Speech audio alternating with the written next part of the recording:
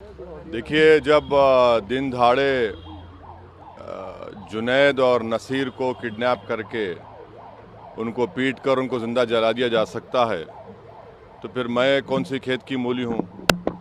और जो भी ये कर रहे हैं, उनके हौसले इसलिए बुलंद हो रहे हैं क्योंकि उनको मालूम कि उनके पॉलिटिकली, आइडियोलॉजिकली उनकी पार्टी सत्ता में है।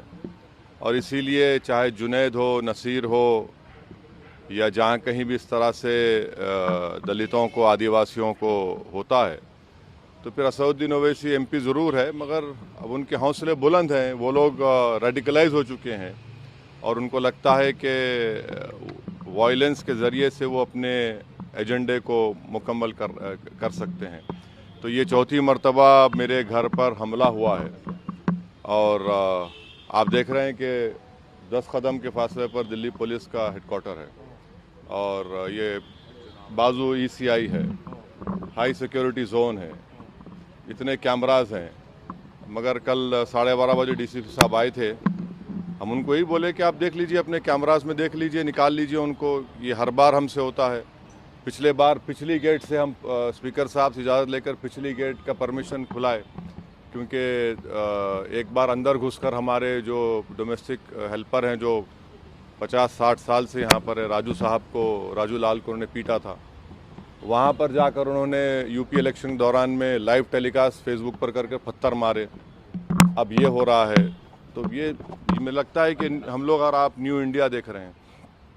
सर, किस पर शक है? कौन लोग हो सकते हैं? मुझे नहीं मालूम कौन लोग हो सकते हैं। यकीनन ये वही लोग हो सकते हैं जो नाथूराम गोडसे की आइडियोलॉजी को मानते हैं, जो वायलेंस पर भरोसा रखते हैं, जो रूल ऑफ लॉ और संविधान को ख़त्म करना चाहते हैं और नफ़रत को आम करना चाहते हैं।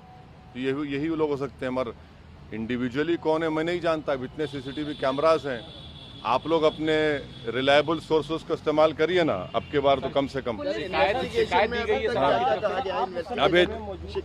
अब ये तीसरा सवाल है।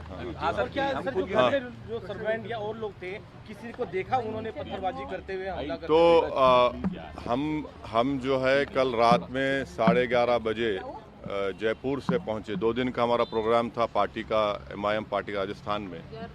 जब हम यहाँ 11:30 बजे पहुंचे, हम अंदर चले गए थे और थोड़ी देर में सोने जा रहे थे, तो हमारे जो डोमेस्टिक हेल्पर है, उनकी वाइफ, उसने आकर कहा कि सर ऐसा ये वाक़या हुआ है। तो हमारे साथ हमारे दोस्त यामीन ख़ान थे। हमने कहा कि भाई जाइए ज़रा सामने पुलिस स्टेशन में इत्तला करिए। और फिर वो लोग आए और देखे, हम तो नहीं थे। जब आए देखे यहाँ पत्थर भी थे हमारे साथ। तो आजकल केंद्र सरकार ने Z कैटेगरी हमको दे दी है, तो वो भी एक बहुत बड़ा हम पे बोझ है। तो खैर वो लोगों ने भी देखा, पुलिस ने देखा, वो उनको पता चलेगा। वो आप लोग अपने सोर्सेज का इस्तेमाल करिए भाई। वो कैमरे में सर देखिए, मेरी कोई अहमियत नहीं है और मैं तो अपने कॉज के लिए अल्हम्दुलिल्लाह इंशाअल्लाह मरने को तैयार हूँ। मगर ये तो देश को सोचना पड़ेगा कि जो लोग जो वायलेंस को, हिंसा को इस्तेमाल कर रहे हैं, इससे देश कहाँ तक मजबूत होगा या कमज़ोर होगा, कहाँ तक हमारे क़ानून की व्यवस्था अच्छी होगी या आम जनता का उससे एतमाद उठ जाएगा। तो ये तो देश को सोचना पड़ेगा। सर, इसके अलावा आप जो है अभी आप बहुत पूछ चुके हैं। और सरकार ने सिविल कोड पर भी आगे बढ़ने की बात कर रही है। हाँ सिविल कोड पर सरकार आगे बढ़ने की बात कर रही है। हाँ आगे का बयान है। हाँ आगे बढ़ने की बात कर रहे हैं। तो हम केंद्र सरकार को बता रहे हैं कि भारत के मुसलमानों को जो उनके रिलीजियस कल्चर्स हैं, प्रैक्टिसेस हैं, उसका या कस्टम है, उसका उनको प्रोटेक्शन मिलता है आर्टिकल 29 के तहत, जो एक अनफेटर्ड फंडामेंटल राइट है। और कोई भी सरकार UCC के नाम पर मुझसे मेरा फंडामेंटल राइट नहीं छीन सकती।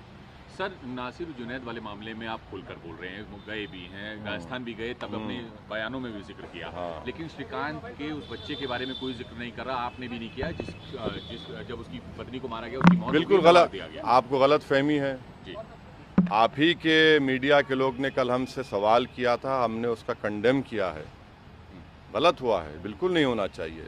दो गलतियां मिलकर एक सही तो नहीं हो सकता है ना। तो सर आप परिवार से मिलेंगे, क्योंकि आपने जो जुनैद है नासिर, उसके परिवार से भी आपने आप मुलाकात करवा दीजिए, कम से कम फ़ोन से बात करवा दीजिए, हम बात कर लेंगे। वैसे ही सर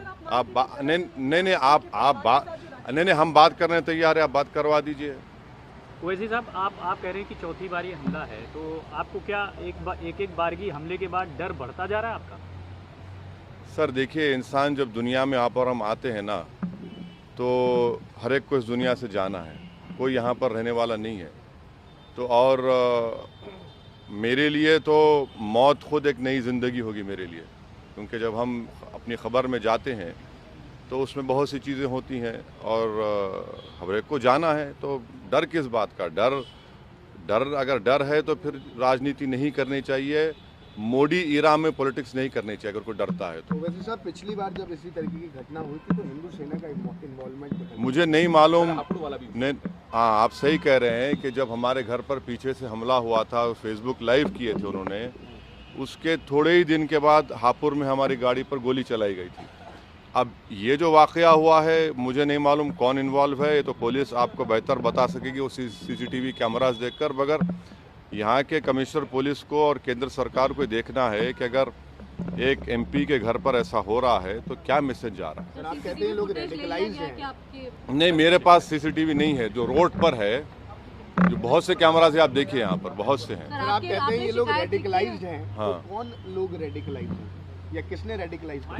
नहीं, ये रेडिकलाइज तो जो जुनैद नसीर को मारे वो रेडिकलाइज नहीं, वो तो क्या बोलेंगे उनको सर आप? क्या उसी की घटना नहीं, से जुड़ा हुआ आपका ना आप जो है ना ये ऐसा मत करिए, मुझे नहीं मालूम।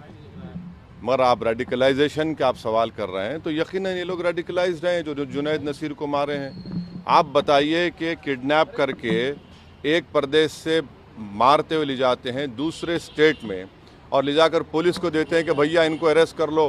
पुलिस कहती है कि हम नहीं अरेस्ट करेंगे, उससे पहले पुलिस उनको मारती है जंगल में, फिर ये लोग किडनैप करते, फिर ये लोग मारते, फिर पुलिस कहती नहीं लेंगे, मर जाएंगे, फिर 180 किलोमीटर दूर ले जाकर उनकी लाशों को जला दिया जाता है। तो ये लोग हाईली रेडिकलाइज्ड लोग हैं। जब चुनावी रैलियां संबोधित करते हैं उसी के बाद अटैक होता है, इसका फायदा भी तो AMIM को मिलता है। कितना फ़ायदा हुआ यूपी में बताइए, कितना फ़ायदा हुआ मुझे? नहीं, कितना फ़ायदा हुआ? नहीं, उनकी आंख में आंख डाल के बोल रहे हैं, बुरी बात तो नहीं है ना। फायदा बीजेपी को हो जाता है। हाँ, अब आइए, अब आप आगे बाप, हमको फ़ायदा हो जाता है, कभी उनको फ़ायदा हो जाता है, कभी वो कहता है कि भाई ये तो ऐसा, हम जब तक ज़िंदा हमको अल्लाह रखेगा, ये सवाल हमसे पूछा जाता रहेगा फ़ायदा किसको हो रहा है। भाई हमको फ़ायदा क्या हो रहा है? मुसलमानों को कहाँ फ़ायदा हो रहा है? देश की जमहूरियत को, देश के रूल ऑफ लॉ को कहाँ फ़ायदा हो रहा है? इसका कोई इत्मीनान बख्श जवाब भी तो वैसे साहब होगा ना इस सवाल का, जब ये बार बार हो रहा है। नहीं, मुझे किसी को इत्मीनान दिलाने की ज़रूरत नहीं है। मैं जो काम कर रहा हूँ किसी को इत्मीनान दिलाने के लिए नहीं कर रहा हूँ, बल्कि बेचैनी पैदा करने के लिए, अपने हक़ को हासिल करने के लिए कर रहा हूँ। सर पुलिस कह रही है कि अभी CCTV देख रहे हैं, कुछ खास अभी तक नहीं मिला है। हाँ। ये भी कह रहे हैं कि ऐसा हो सकता है कि बंदर ने शायद फेंक दिया हो कुछ आपको। हाँ, बंदर ही हो सकते हैं। भारत की लोकतंत्र के जो दुश्मन हैं वो बंदर ही हैं, और जो ये सब कर रहे हैं बिल्कुल सही है। भाई कभी वो लोग ECI के ऊपर पत्थर नहीं फेंकता बंदर, पुलिस ऑफिस पर बंदर पत्थर नहीं फेंकता। अने ये लगता है ये बंदर को मालूम कि किसके ऊपर पत्थर फेंकना, किस पर नहीं फेंकना। ये तो बड़ा फर्माबरदार बंदर है ये। नहीं, फर्माबरदार बंदर है ये, बड़ा ओबीडियंट बंदर है ये, माशाल्लाह। हो गए, चलिए बस। आप बोलिए, बोलो फरहान। प्रधानमंत्री के पिता को लेकर जो है कांग्रेस, प्रधानमंत्री के सर दिवंगत पिता को लेकर एक बयान जारी किया है पवन खेड़ा सर। ने, दरअसल उनका मजाक पवन खेड़ा उड़ाया। जो है कांग्रेस के प्रवक्ता, वो ब्रीफ कर रहे थे, तो उस दौरान उन्होंने उनके पिता को लेकर मजाक उड़ाया। प्रधानमंत्री के पिता के नाम को लेकर, दामोदर मोदी है या फिर गौतम। देखिए, राजनीति आप जो भी करेंगे, प्रधानमंत्री को क्रिटिसाइज करिए, खुलकर करिए, बेखौफ होकर करिए, मगर किसी की फैमिली पर मत जाइए, चाहे वो प्रधानमंत्री की फैमिली हो या कांग्रेस के नेताओं की फैमिली हो या किसी भी नेता की फैमिली हो। फैमिली को क्यों लेकर आते आप? फैमिली को क्या करना है? ये गलत है। किसी की फैमिली को क्यों लेकर आते आप? आपको इख्तियार ही नहीं है।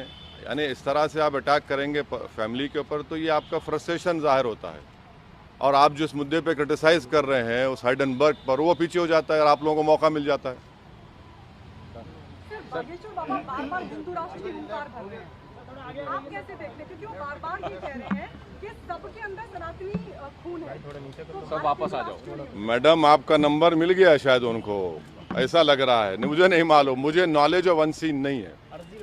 मुझे नहीं, अगर ये लोग बीजेपी के स्पोक्स पर्सन बन गए हैं तो फिर सीरियस लेना पड़ेगा। बीजेपी को कहना चाहिए कि ये हमारे स्पोक्स पर्सन हैं और ये लोग जो बोलते हैं हम कर देते हैं, तो फिर हम बराबर रिएक्शन देंगे।